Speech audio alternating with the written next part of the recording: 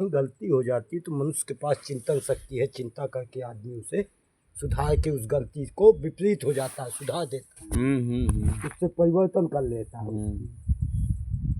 परिवर्तन हो सके हमारे लिए यह संभव भी है क्योंकि हमारे पास चिंतन शक्ति है, परिवर्तन की क्षमता है, जिसकी पूर्ति के लिए हम जीते हैं, जिंदगी के सारे पापड़ झेलते हैं।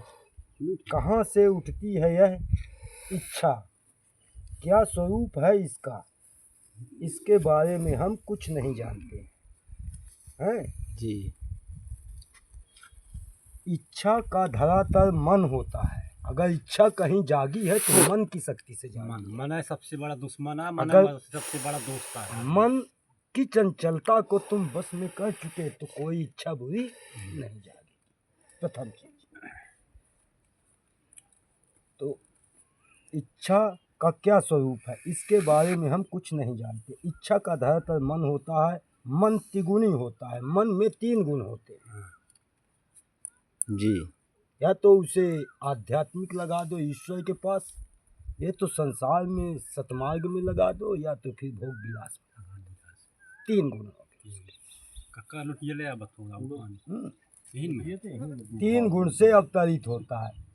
इस पर सत रज तम यही है, सत रज तम। इस आवरण रहता है। मन भावनाओं को धरातल है, इच्छा के साथ भावनाएं जुड़कर ही कर्म की दिशा तय करती है। जब इच्छा होगी तभी कर्म की दिशा तय कर पाओगे, कम कर्म में लग पाओगे।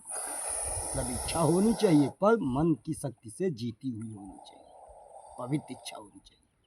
तब किसी कार्य को करने के लिए तुम इच्छा जगाओ कि ये कार्य करना है तो पूर्ण करना, लग जाओ। जब तक इच्छा नहीं होगी नहीं लग पाओ। इस मन का मूल स्वभाव चंचलता है। जो मन है ना, इसका पूर्णतः स्वभाव चंचलता है। इंद्रियों के व्यापार के कारण, स्मृति और कल्पनाओं के कारण, परिवेश अथवा संगत के कारण, संस्कारों के कारण, पूर्व जन्म के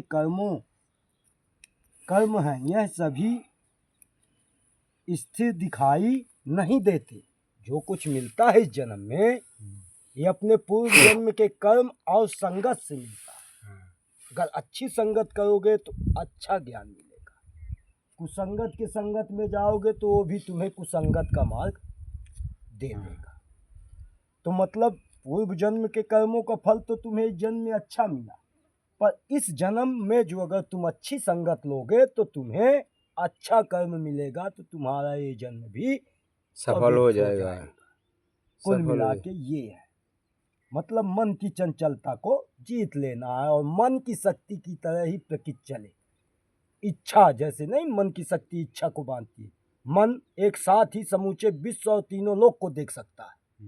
एक क्षण में मात्र 1 सेकंड भी नहीं लगता मन को देखने में, बंद वो क्षमता होती है मन की।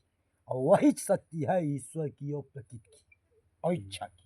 उसी से समूची सृष्टि एक क्षण में उनकी इच्छा चलती है, वही है प्रकृति। जय श्री राम। सत्य बोल रहे हैं, जान लो। शोध करके बातें